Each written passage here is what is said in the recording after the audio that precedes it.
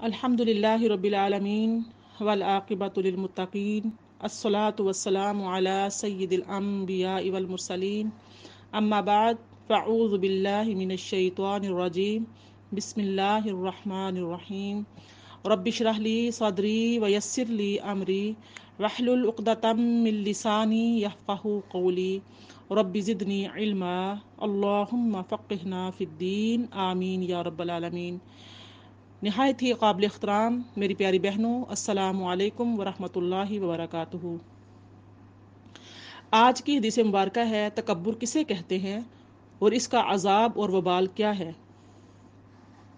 وعن ابن مسعود رضی اللہ عنہ قال قال رسول اللہ صلی اللہ تعالی علیہ وسلم لا يدخل الجنة من كان في قلبه مثقال ذرة من کبر فقال رجل ان الرجل يحب ان يكون ثوبه حسنا ونعله حسنا قال ان الله تعالى جميل يحب الجمال الكبر بطر الحق وغمط الناس، رواہ مسلم۔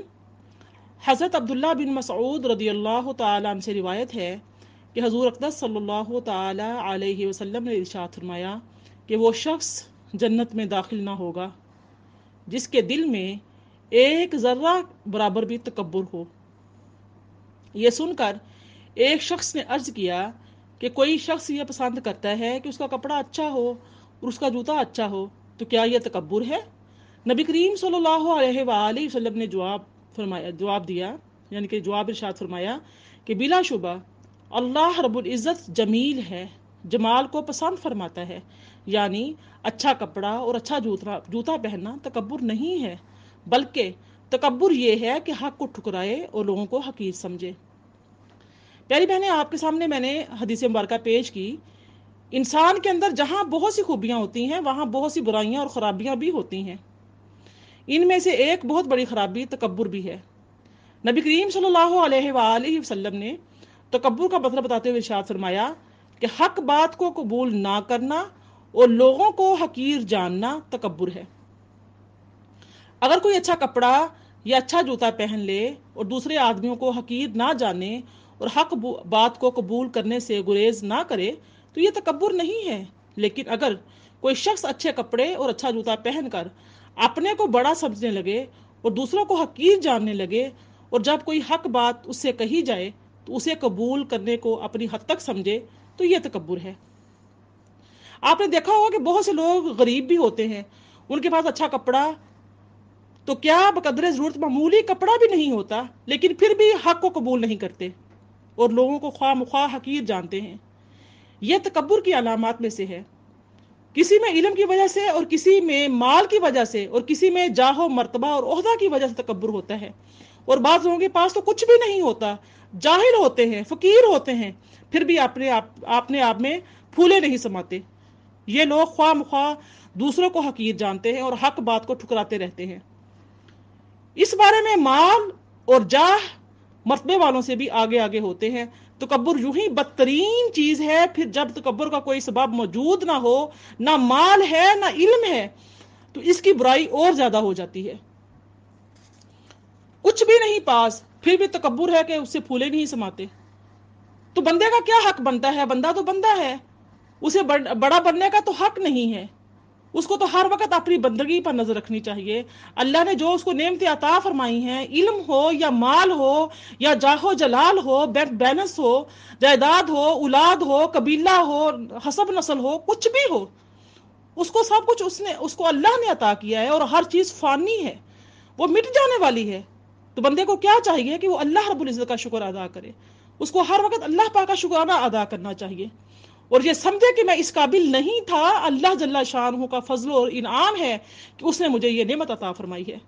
اللہ کی عظمت اور کبریائی پر اور اپنی بے بسی اور ضعف اور عاجزی پر جس قدر نظر ہوگی، اسی قدر تکبر سے نفرت ہوگی اور دل میں تواضع بیٹھتی چلی جائے گی۔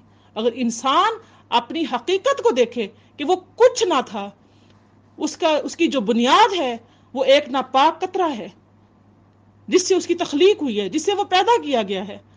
اگر وہ اپنی تخلیق کو دیکھتا ہے اور وہ دیکھے کہ میں نے مر جانا ہے، مٹی ہو جانا ہے اور سب کچھ دنیا میں رہ جانا ہے، تو کوئی یعنی کہ بات بنتی ہی نہیں کہ وہ تکبر کرے۔ اللہ پاک قرآن پر ارشاد فرماتا ہے واللہ لا یحب کل مختال فخور، اور اللہ کو پسند نہیں کوئی اترانے والا، بڑائی مارنے والا۔ پھر ارشاد فرمایا انہو لا یحب المستکبرین، بے شک وہ نہیں پسند کرتا تکبر کرنے والوں کو۔ غرور، شیخی، خود پسندی، یہ سب تکبر کی شاخیں ہیں۔ جن لوگوں میں تکبر ہوتا ہے بس وہ صرف اپنے ہی خیال میں بڑے ہوئے ہیں اور لوگوں کے دلوں میں ان کی ذرا بھی عزت نہیں ہوتی۔ اور جو لوگ تواضع اختیار کرتے ہیں یعنی لوگوں سے ایسا معاملہ رکھتے ہیں کہ اپنی بڑائی کا ذرا بھی خیال نہیں ہوتا، وہ لوگوں کے نزدیک محبوب ہوتے ہیں۔ حدیث مبارکہ ہے کہ حضرت عمر رضی اللہ تعالیٰ نے ایک مرتبہ منبر پر ارشاد فرمایا کہ اے لوگوں تواضع اختیار کرو، کیونکہ میں نے رسول اللہ صلی اللہ علیہ وآلہ وسلم سے سنا ہے کہ جو شخص اللہ کے لیے تواضع اختیار کرے اللہ اس کو بلند فرما دے گا، جس کا نتیجہ یہ ہوگا کہ وہ اپنے نفس میں چھوٹا ہوگا اور لوگوں کی آنکھوں میں بڑا ہوگا، اور جب جو شخص تکبر اختیار کرے گا اللہ اس کو گرا دے گا، جس کا نتیجہ یہ ہوگا کہ وہ لوگوں کی آنکھوں میں چھوٹا ہوگا اور اپنے نفس میں بڑا ہوگا۔ لوگوں کے نزدیک اس کی ذلت کا یہ عالم ہوگا وہ اس کے کتے اور سور سے بڑھ کر ذلیل جانیں گے۔ اسی طریقے سے ایک اور حدیث مبارکہ میں ارشاد ہوتا ہے کہ تکبر کرنے والے لوگوں کو قیامت کے دن اس طرح حشر ہوگا کہ وہ انسانی شکلوں میں چیونٹیوں کے برابر چھوٹے چھوٹے جسموں میں ہوں گے، ان پر ہر طرف سے ذلت چھائی ہوگی، وہ جہنم کے جیل خانے میں ہر طرح سے ہمکا کر لے جائے جائیں گے۔ اس جیل خانے کا نام بولس ہے۔ ان لوگوں پر آگوں کو جلانے والی آگ چڑھائی جائے گی اور ان لوگوں کے دوزخیوں کے جسموں کا نچوڑ کر پلایا جائے گا۔ استغفر اللہ۔ اللہ پاک ہم سب کو تکبر سے محفوظ فرمائے اور حق بات کو سمجھنے کی توفیق عطا فرمائے۔ اللہ پاک سے دعا ہے کہ اللہ رب العزت ایسے لوگوں کی صحبتوں سے محفوظ فرمائے، ہمیں ہماری نسلوں کو جو بھی ہے ہمارے پاس سب اللہ کا دیا ہوا ہے، یہ حق بات ہے، اس کو تسلیم کریں۔ ہم اور ہمارا مال، ہماری اولاد، ہماری جان، جو کچھ بھی ہے، عزت، جاہ و جلال، علم و عمل، سب کچھ اللہ کا عطا کرتا ہے، یہ حق ہے۔ اس کو تسلیم جو کر لیتا ہے وہ کبھی تکبر کا شکار نہیں ہوتا۔ وما علینا الا البلاغ۔